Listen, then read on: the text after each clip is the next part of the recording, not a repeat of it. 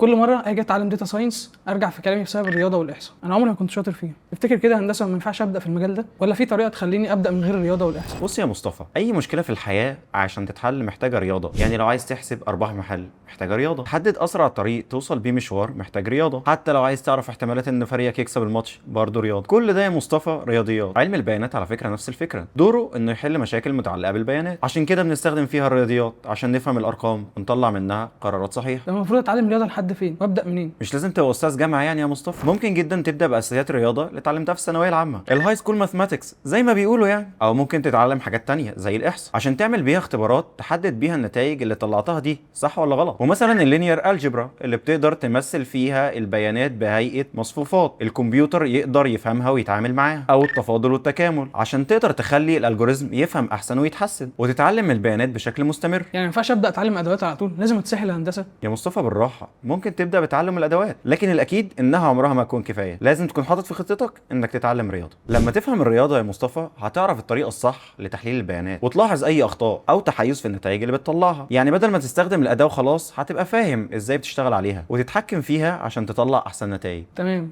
شكل كده هندسه مفيش مفر بقى، لازم نتعلم رياضه. بالظبط كده يا ديشا. لو انت بيواجهك مشاكل في الرياضيات تابعنا وهنبسطها لك.